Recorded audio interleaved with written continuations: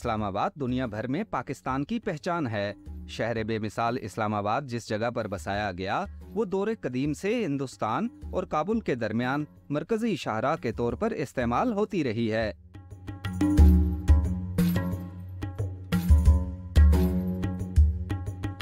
कभी यहाँ बुद्ध मत और फिर हिंदू मत का राज रहा। सिख मत के दौर में यहाँ सिख बरादरी भी आबाद रही। कबले मसीह दौर में ये मुकाम सिकंदर आजम के लश्कर में शामिल घोड़ों की टापों से भी गूंजता रहा।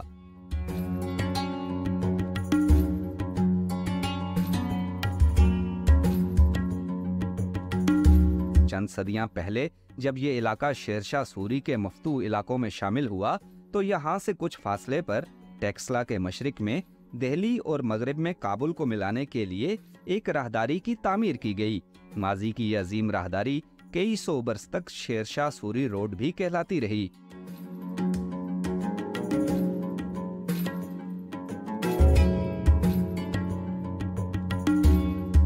दौरे कदीम के मफ्तूहीन जब भी इस रास्ते पर सफर करते तो पड़ाव इसी मुकाम पर होता था, जो तकरीबन 300 बरस से एक सूफी बुजुर्ग शाह अल्लाह दिता के नाम से जाना जाता है।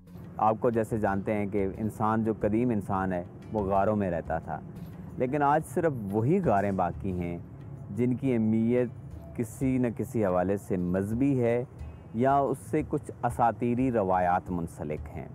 बुद्धा की ये गारें जिस तरह नाम से ज़ाहिर है ये बुद्धा केव्स बुद्धिज़्म के दौर के हवाले से जो हमें मालूम जो तारीख़ है उसमें नज़र आती हैं। पहली से जो तीसरी सदी ईस्वी का दौर है वो यहाँ पे गंधहारा में बुद्धिज़्म के फ्लोरिश का ज़माना है, बुद्धिज़्म के उरूज का ज़माना है वो।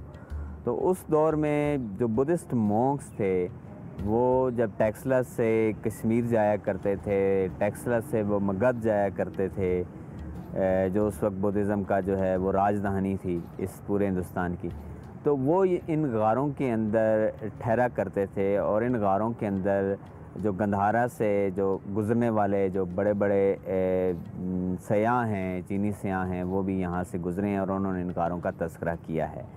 फिर ये गारें ऐन उस रास्ते पे वाक़ हैं जो टेक्सला का कदीम रास्ता है, जो टेक्सला से हिंदुस्तान जाया करता था, वो इन गारों के बिल्कुल सामने से गुज़रता था।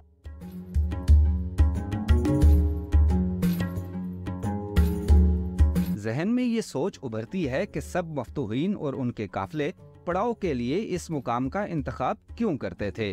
इस सवाल का जवाब तब मिलता है जब आप इस छोटी सी वादी को अपनी आंखों से देखते हैं। अगर आप तारीख में थोड़ी सी भी दिलचस्पी रखते हैं तो फिर इस सवाल का जवाब कुछ भी मुश्किल नहीं।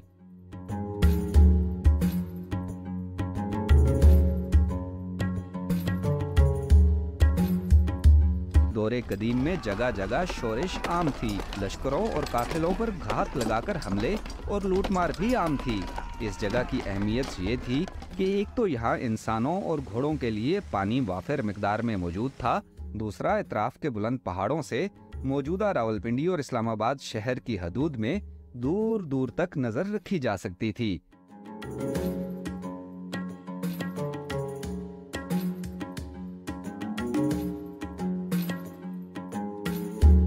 कहा जाता है कि इस इलाके में कभी समुंदर हुआ करता था। यहाँ जा बजा पानी के सब करदा निशानात आम मिलते हैं, जबकि यहाँ मौजूद गारें समुंदर उतरने के बाद ही मंजरे आम पर आई थीं, जिन्हें पत्थर के दौर से भी मंसूब किया जाता है। ये जो बुद्धा रॉक्स हैं, ये जो जिनसे ये रॉक से ये फॉर्मेशन हुई है इन गारों की, वो टुफा स्टोन की बनी हुई हैं। और टुफा स्टोन जो है उसकी जो अर्जियाती माहिरीन है उनका कहना ये है कि इनकी उम्र 5 करोड़ साल कदीम हो सकती है।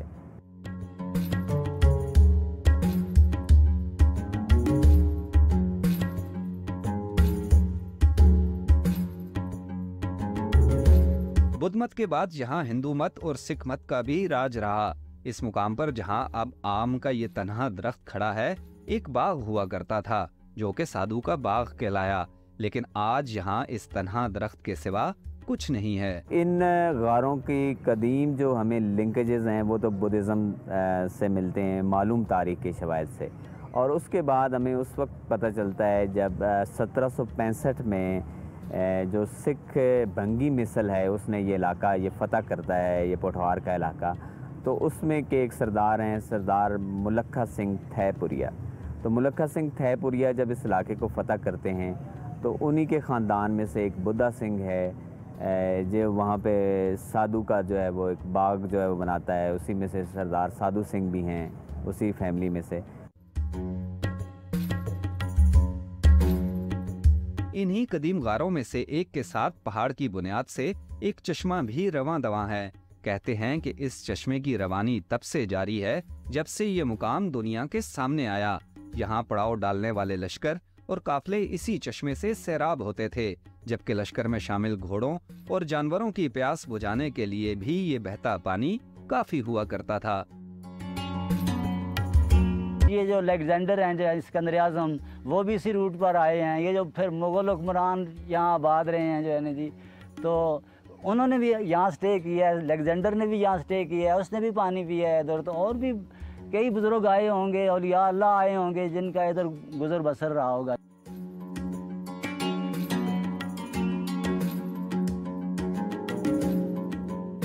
आज के जदीद दौर में भी ये जगह सही है, और अगर यहाँ से कोई गाड़ी ना गुजरे तो ऐसा लगता है कि आप किसी कदीम दौर में पहुँच गए हों, और वहाँ का सुकून और वहाँ का माहौल जो है वो आपको यहाँ पर लगता है। अगर आज के दौर में ये सिचुएशन है तो अंदाज़ा लगाएं हज़ारों साल पहले जब बुद्ध भिक्षु यहाँ बैठकर इबादत किया करते थे तो कितना खूबसूरत और कितना पुरस्कून माहौल होता होगा, नेचर के बिल्कुल करीब। और चश्मे तसव्वुर से अगर आप देखें तो यहाँ से कौन कौन से जंगजू गुजरे होंगे। सिकंदर आज़म जो दुनिया फतह करने का अज़्म लेकर निकला था, यहीं से गुजरकर जेहलम तक गया था जहाँ उसकी आखिरी लड़ाई हुई थी। और उसके बाद मुग़ल बादशाह जो रूलर्स थे इसी रास्ते से गुजरकर टेक्सला और आगे काबुल तक जाते थे।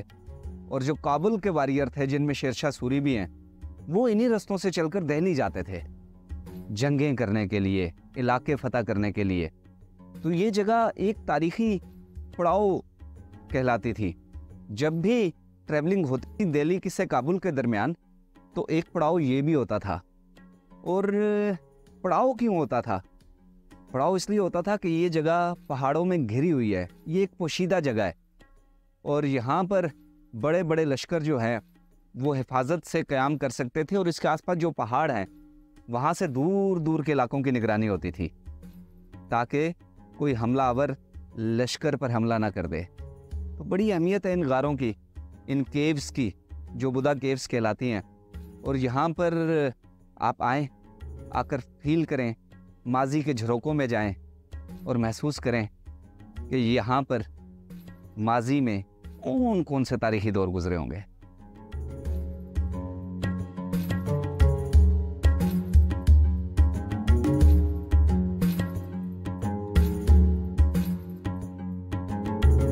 यहाँ मौजूद बरगद के हजारों बरस पुराने दरख्त बुद्ध भिक्षुओं की कदीम निशानी हैं। वाज़ेह रहे कि बरगद के दरख्त को बुद्ध मत में मुतबरक मुकाम हासिल है। 16वीं सदी में जब यहाँ शेरशाह सूरी का राज हुआ तो उसने यहाँ से 2 किलोमीटर बुलंदी पर एक नए मुकाम को पड़ाव के लिए मुंतखब किया और यहाँ पर पानी के हसूल के लिए सीढ़ियों वाला कुआं जो बाउली कहलाता है कायम किया ताकि लश्कर या काफलों की जरूरत के लिए पानी हासिल किया जा सके।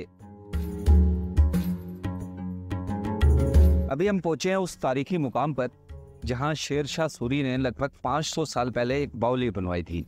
और इस बाउली का मकसद तो तारीख के झरोकों में आप झांकें तो वाज़ेह मिलता है कि जब लश्कर गुजरते थे तो उनके इस्तेमाल के लिए पानी की ज़रूरत होती थी।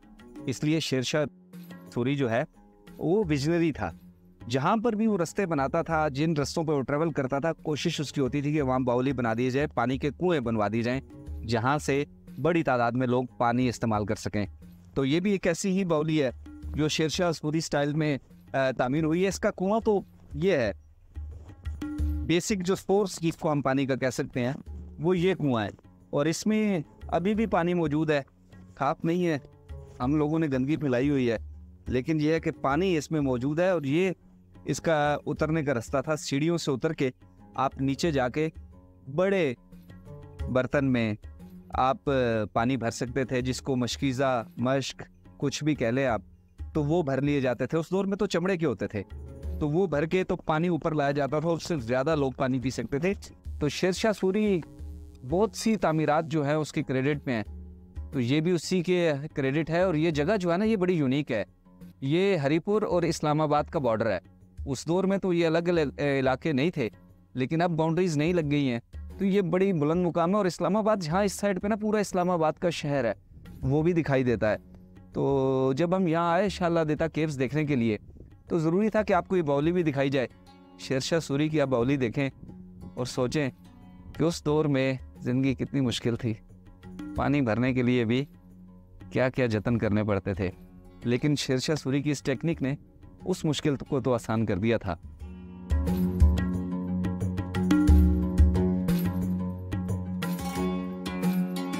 इसी तरह की बावलियाँ जो हैं वो जीटी रोड पे हमें उन जगहों पे मिलती हैं जहाँ पे वो मुख्तसर क़यामगाहें या सराएं मौजूद हैं। तो लेकिन वो बावली जीटी रोड से हट के है, और उससे सिकंदर आज़म रोड जिसे कहा जाता है, और एक ये भी है कि सिकंदर आज़म शायद उस जगह से या उस रास्ते से आए थे, तो उस जगह पे वो बावली मौजूद है। बावली कदीम ज़रूर है, लेकिन अब उसका ऐद जो है वो शेर शाह सूरी से इसलिए जोड़ा जाता है कि इस इलाके में जो इस तरह की बावलियाँ जीटी रोड पे मौजूद हैं, वो शेर शाह सूरी के ऐद में ही बनाई गई थी।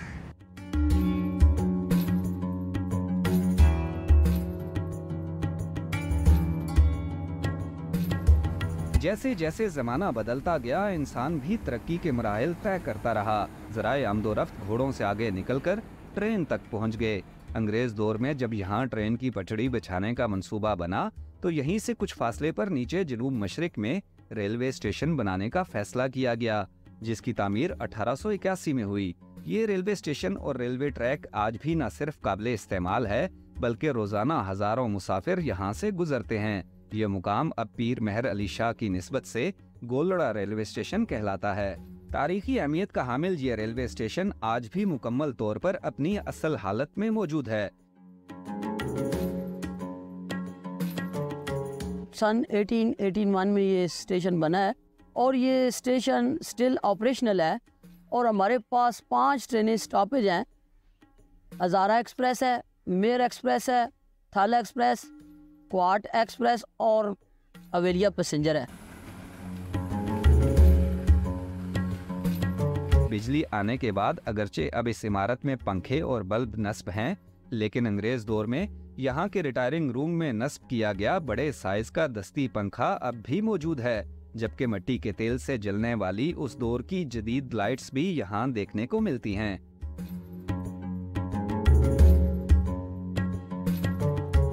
यह है इस्लामाबाद का रेलवे स्टेशन, जिसे गोलड़ा रेलवे स्टेशन भी कहा जाता है, और ये काफ़ी तारीखी रेलवे स्टेशन है, और रेलवे स्टेशन के साथ साथ सियाहती मुकाम के तौर पर भी ये खासा मशहूर है। 1881 में इसको बनाना शुरू किया गया था, और तकरीबन 142 साल पुराना ये रेलवे स्टेशन है, इसलिए ये खासा हिस्टोरिकल है। यहाँ पर आप ट्रेन के ज़रिए सफ़र भी कर सकते हैं, यहाँ से ट्रेन पर चढ़ सकते हैं, ट्रेन से उतर भी सकते हैं, लेकिन सारी ट्रेनें यहाँ पर नहीं रुकती। चंद मखसूस हैं जो यहाँ पर रुकती हैं, उन पर आप यहाँ से ट्रैवल कर सकते हैं। और जब आप ट्रैवल करने के लिए आएँ तो आप यहाँ पर रेलवे का म्यूज़ियम देख सकते हैं, वो बोगी देख सकते हैं जिसमें बानी पाकिस्तान कायद आज़म मोहम्मद अली जिन्नाह ने ट्रैवल किया था। इस रेलवे स्टेशन की बिल्डिंग आप देखें, यहाँ पर जो दरख्त हैं खासे कदीम दरख्त हैं, आप उनको देख सकते हैं। और जो यहाँ का महल वकू है वो भी बहुत ज़्यादा अट्रैक्टिव है। इसी वजह से गोलड़ा जो रेलवे स्टेशन है उसको एक टूरिस्ट पॉइंट की हैसियत भी हासिल है। लोग यहाँ पर सफ़र करने के लिए तो आते ही हैं, लेकिन गोलड़ा रेलवे स्टेशन को देखने के लिए भी आते हैं। तो अब आपकी मर्ज़ी है, आप यहाँ से सफ़र करना चाहते हैं तो सफ़र कर लें, और अगर आप इस रेलवे स्टेशन को देखना चाहते हैं, म्यूज़ियम को देखना चाहते हैं, तो उसे भी देख लें, आपकी मर्ज़ी।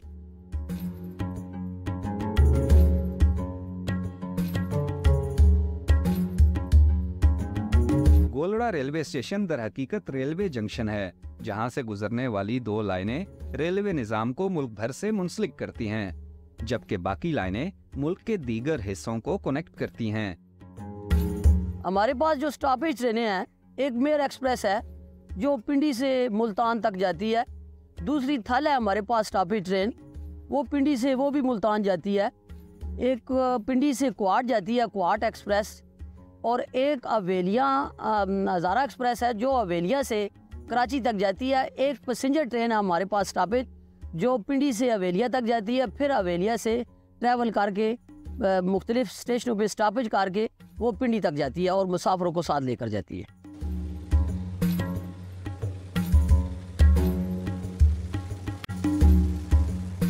यहाँ पर 2 गैलरीज पर मुश्तमिल रेलवे का एक म्यूजियम भी है, जिसमें रेल निज़ाम के इब्तदाई दौर में इस्तेमाल होने वाली नादर अशिया को महफूज किया गया है। ये म्यूजियम बजाते खुद एक शाहकार है। अगर आप रेलवे से मुंसलिक पुरानी यादों को ताज़ा करना चाहते हैं तो फिर यहाँ का विजिट ज़रूरी है, क्योंकि ये आपके लिए माजी की यादों पर मुश्तमिल एक शानदार तजुर्बा होगा। ये है गोलड़ा स्टेशन पर पाकिस्तान रेलवे का म्यूजियम। ये म्यूजियम एक शाहकार है, क्योंकि 1861 में जब इस इलाके में रेलवे ऑपरेशन शुरू हुआ तो उस वक्त से लेकर अब तक रेलवे के इस्तेमाल में जो जो अशिया रहीं वो इस म्यूजियम में रखी गई हैं। यहाँ आपको पुरानी ट्रेन्स मिलती हैं, पुराने इंजन देखने को मिलते हैं, और उस वक्त के ट्रेन ऑपरेशंस में जो चीज़ें इस्तेमाल होती थी, जैसे इंजीनियरिंग डिपार्टमेंट है तो उनके ज़रिए इस्तेमाल जो चीज़ें थी वो यहाँ पर रखी गई हैं। मेडिकल के हवाले से कि क्या मेडिकल बॉक्स जो है, एमरजेंसी बॉक्स जो है, उसमें क्या क्या चीज़ें इस्तेमाल की जाती थी, आलात जराई तक रखे जाते थे, वो यहाँ पर महफूज किए गए हैं। कैरोसिन ऑयल यानी मिट्टी के तेल से जलने वाले लैंप जो कि रेलवे ऑपरेशंस में इस्तेमाल होते थे, वो भी यहाँ पर रखे गए हैं। इस तरह बहुत सी ऐसी चीज़ें हैं जो कि पुराने अदवार में रेलवे का जो इनिशियल दौर था उसमें इस्तेमाल होती रही, वो यहाँ पर रखी गई। अगर आप कभी गोलड़ा रेलवे स्टेशन आते हैं तो इस म्यूज़ियम को मिस न कीजिएगा, क्योंकि अगर आपने इस रेलवे म्यूज़ियम को मिस कर दिया तो आप रेलवे की हिस्ट्री को मिस कर देंगे। जो सब कॉन्टिनेंट की हिस्ट्री थी, जो मौजूदा पाकिस्तान की हिस्ट्री है, वो सारी की सारी यहाँ पर महफूज है। तो इस टूरिज़म स्पॉट पर, इस टूरिस्ट स्पॉट पर, इस रेलवे स्टेशन पर जब आप आते हैं तो ट्रेन की जर्नी के अलावा आपके पास ये ऑप्शन भी मौजूद है कि आप इस म्यूज़ियम को विज़िट करें और जो रेलवे की हिस्ट्री है उसको देखें, ताकि आपको पता चले कि रेलवे ऑपरेशन कैसे शुरू हुआ था और कहाँ तक पहुँचा है।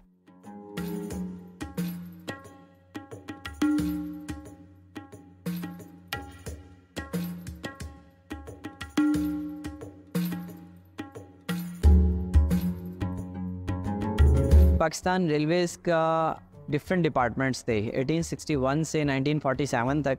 1947 से राइट नाउ अभी भी बहुत ज़्यादा डिपार्टमेंट्स हैं जो कि डिफरेंट परफॉर्म करते हैं काम रेलवेज़ के। जैसे इसमें इंजीनियरिंग डिपार्टमेंट है रेलवे का, तो इंजीनियरिंग की चीज़ें हमने डिस्प्ले की गई हैं। फिर इसके अलावा ट्रैफिक का डिपार्टमेंट है, मेडिकल की सर्विसेज हैं।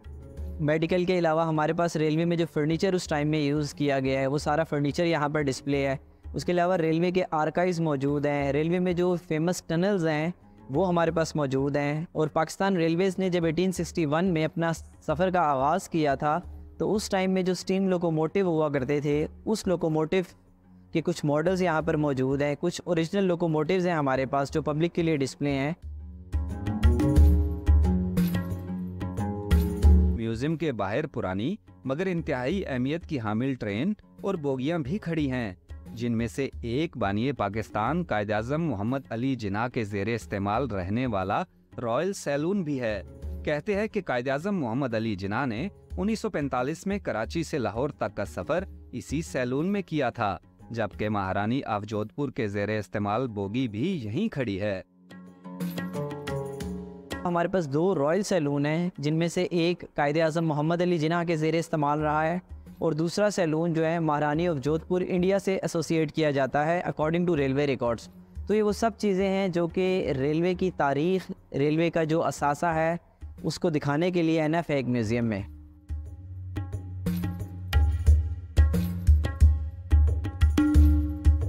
कायद-ए-आज़म मोहम्मद अली जिन्ना के ज़ेरे इस्तेमाल रहने वाले सैलून के साथ एक कैनेडियन स्टीम लोकोमोटिव भी मौजूद है, जो कभी पाकिस्तान रेलवे के ज़ेरे इस्तेमाल था, लेकिन आज ये सिर्फ एक यादगार और सियाहों की तवज्जो का मरकज है। अगर कभी आप इस्लामाबाद की सयाहत का इरादा करें तो इन मुकामात को मत भूलिएगा, क्योंकि इस्लामाबाद की सैर इन मुकामात के बगैर बिल्कुल अधूरी है।